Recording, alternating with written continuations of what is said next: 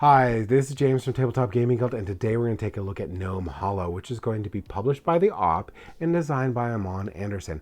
This is a 2 to 4 player game that takes about 45 minutes to play, and in this game you're going to be playing as a gnome trying to reestablish the magical barrier in your stump there to keep your village to remain hidden for another year.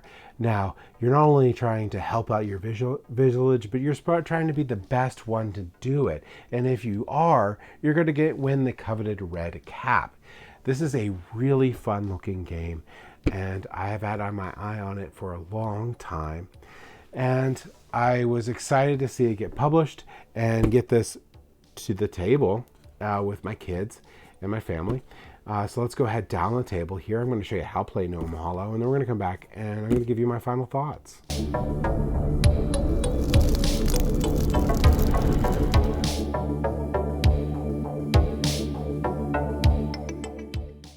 Alright, so this is Gnome Hollow. You begin your adventure in Gnome Hollow and join the Meadow Gnomes in celebrating their Hollow harvest, where they work together to cultivate mushrooms and gather the magic needed to keep the village hidden for another year. Players are going to take on the roles of gnomes and their partners as they shape magical mushroom circles, collecting wildflowers and gathering fungal components needed to maintain the enchantment that conceals their humble homes. The gnomes that are most diligent in their duties not only receive the finest trinkets, doodads, and woozits, but they also get to wear the coveted red cap until next year's harvest. So, in the game of Gnome Hollow, what you're going to be doing is you're going to be placing down tiles and trying to collect mushrooms and trade them in for trinkets and get the most points before the game ends. And the game is going to end when either one of these three things happens. You fill up your top row here with plants. You've placed all of your little markers on this top row, or well, you or someone else, or this bag of tiles runs out. To set up the game, what you're going to do is you're going to place out this board here. This is going to be where you're going to place out the starting tiles here. And you're going to place out this market board, and you're going to place out all these little tokens here. Then you're also going to take out of the bag any of these flower tokens, which will have a whole ring around it and have a flower on it. They also have a different back. And you're going to place all the flowers that correspond to it in each of these little, on each of these little hexes here. Then you're going to place out these signposts for everyone to be able to reach. You're going to place out the middle stump. You're going to place out these resources for everyone to be able to get, and a pile of trinkets that people can get throughout the game.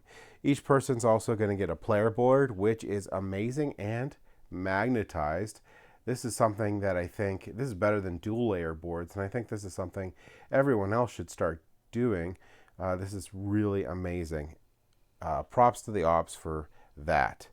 Also, you will gain your 2 gnomes in your color, and you'll gain this handy dandy turn reference card here that shows you all the symbols and what they do. And finally, the first player will get this red hat, and you can it'll either be the player who won last, or you could pick randomly. Doesn't matter. All right. So with that, we're going to count however many players we're going to have, and we're going to take that many tiles out times 2. So if we have 4 players, we're going to remove 8 tiles from this bag and put this little sunset token on top of it. This is for the end game, which I'll show you here in a minute. And now our setup's done and ready to start. So now that the game's ready to go, we're going to place out these for the first player to pick from.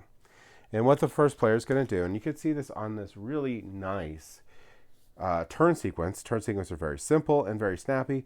You can place 2 tiles and then up to 2 tiles stored. You could only ever store 2 tiles, and you can only store them if there's a game effect that stores them, so you can't just store tiles. Then you can resolve any effects, and then you can move a gnome, which I'll show you in a minute here. So I'm going to place 2 tiles here, so one at a time, And I'm going to place them at this point by the stump. And the rules are you have to place them by the stump or by an existing tile. And what you're trying to do here is you're trying to complete fairy ring. So let's say I want to make a quick fairy ring here. I couldn't place this here because part of the rules are everything has to match up. So this would be a bad one. But I could place it, this one here, because this is the blank. This matches that little path there. And then if I wanted some quick points, I could place that there. I would then take since no one has claimed that ring, I then put the mushrooms that this generated in the middle of the ring,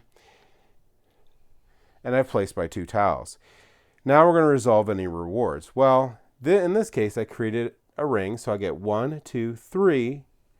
That's how large the ring 3 is. And I look on this board, this is a 3 ring. So I can take one of my leftmost markers and place it in the 3. Now, it is good to note that once this fills up, I can't score on that anymore. So I can't score on any more 3 rings for the rest of the game.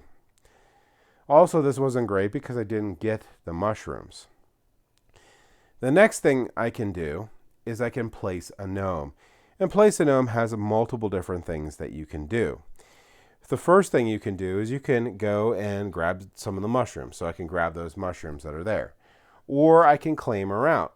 Now, when I claim her out, I'm the only one that can now gain points and mushrooms from that fairy ring when it's finished, or ring when it's finished. I can also get a plant.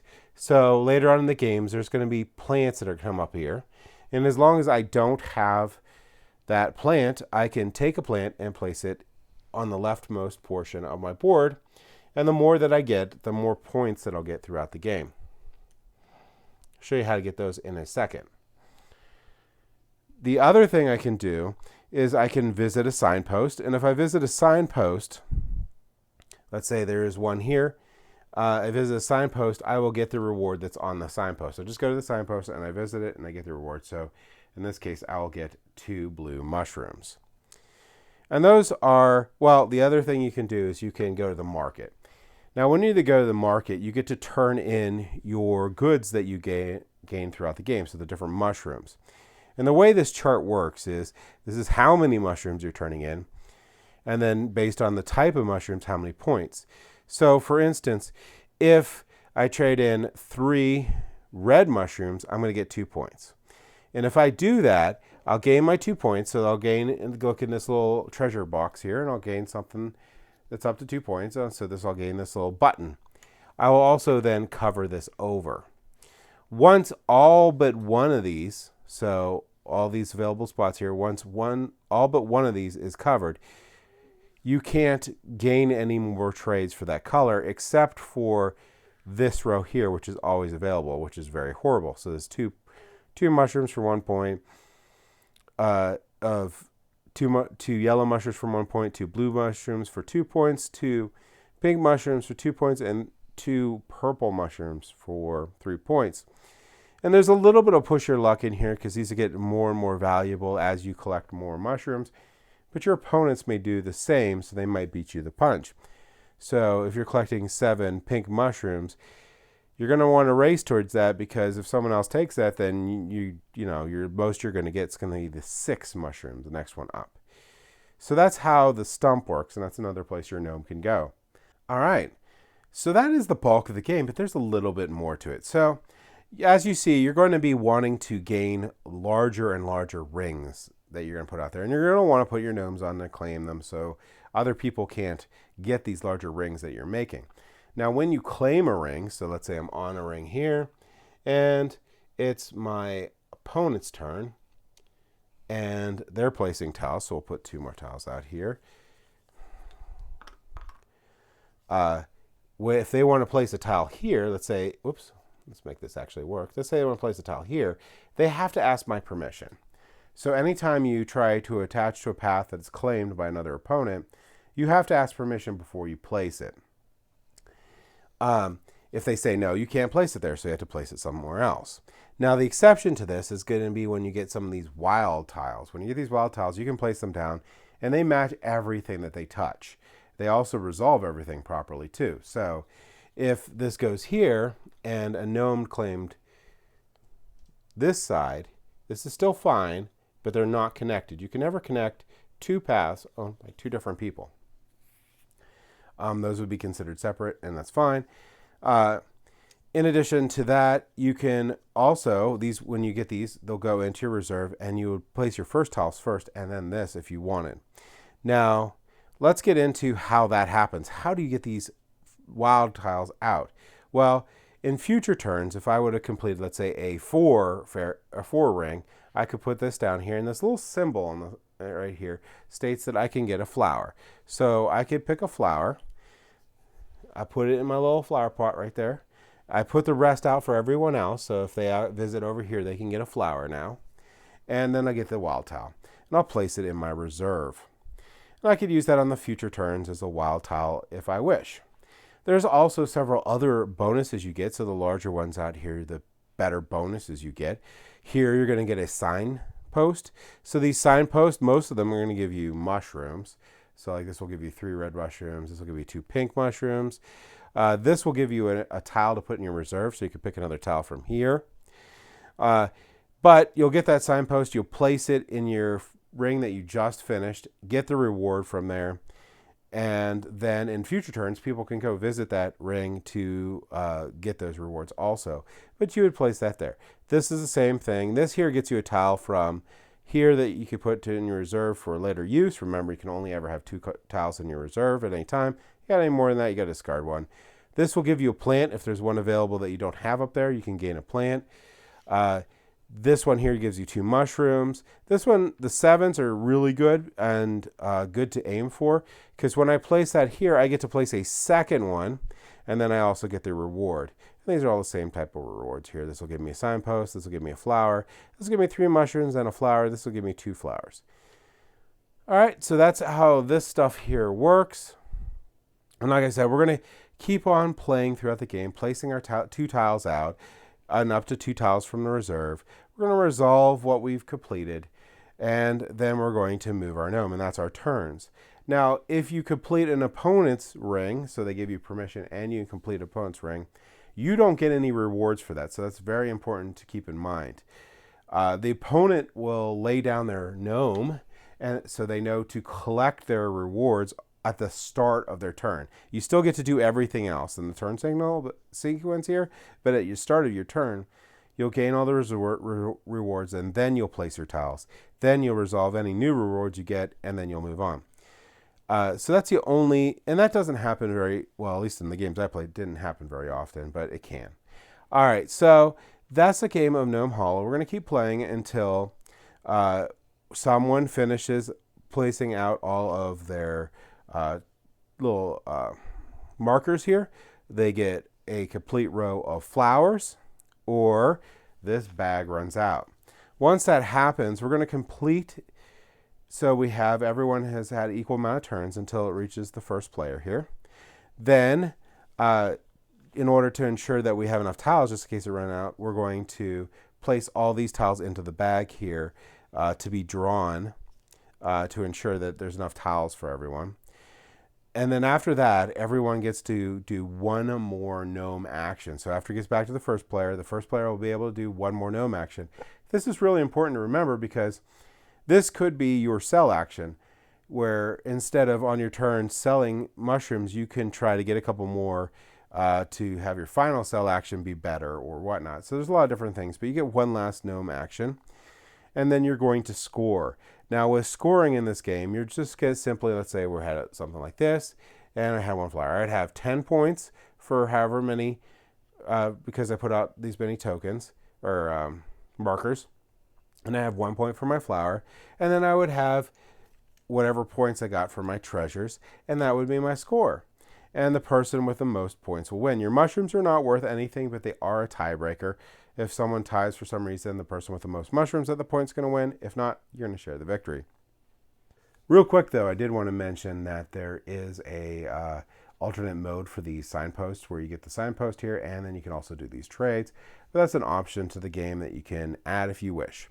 All right, so that was Gnome Hollow, and just a brief overview of how to play the game and how to get it going. Let's go back up the table here and I'll give you my final thoughts on Gnome Hollow.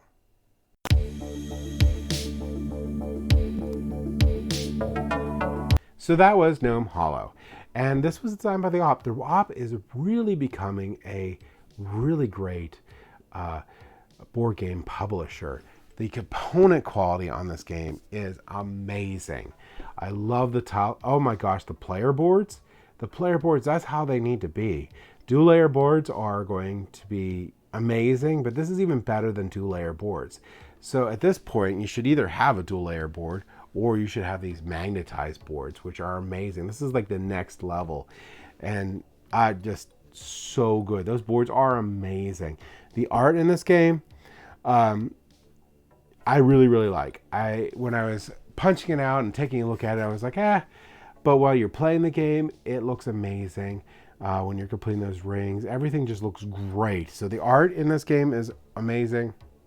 I love those little signposts. Those are really cool too. Just everything in this game is really cool. I might upgrade the mushrooms on there. I like this game. Spoiler, I really, really like this game. I might upgrade the mushrooms on there to be like little plastic mushrooms and stuff. I think that'd be really cool. But they're fine the way they are. They're nice, the cardboard, really great art on them. The gameplay on this is really fun. This is a really great game. This is one of the heavier games that Ops has put out with, but it's still a family weight game. This is still a game that you could bring out and play with your family. It's not very hard to teach, and it's very an intuitive game. There's really only edge case in the game is when people claim routes that you have to ask for it, or if you have a wild card, you don't. So that's really the only strange thing. It's not strange, but like the only thing that you need to remember in the game there. Other than that, you're just placing out tiles, trying to complete your little rings there. If you like the idea where you try to complete the roads in Carcassonne or try to complete those castles and stuff like that, you're going to like this game. This game is like that on another level. There's worker placement in this game, obviously, because you're placing in those different places to gain this stuff. So there's that in the game. There's a set collection in this game. It's just a really fun game. And it teaches a lot of really good board game mechanics for like the next game that they're going to be playing. So this is also could be considered a great intro to board gaming or entry into the hobby. This game, really good, but don't forget that this game, I had a lot of fun playing it. So it's really good for seasoned board game players too. Really great game. If you liked what you saw in the how to play that I did there, I would highly recommend picking up this game. You won't be disappointed. It's super high quality components, super fun gameplay. This game is going to make it to the table a lot, and I don't say this very often, but this game is definitely making it into my collection, and it's one of the games that I just look forward to playing again. So that's my thoughts on Gnome Hollow. Great game.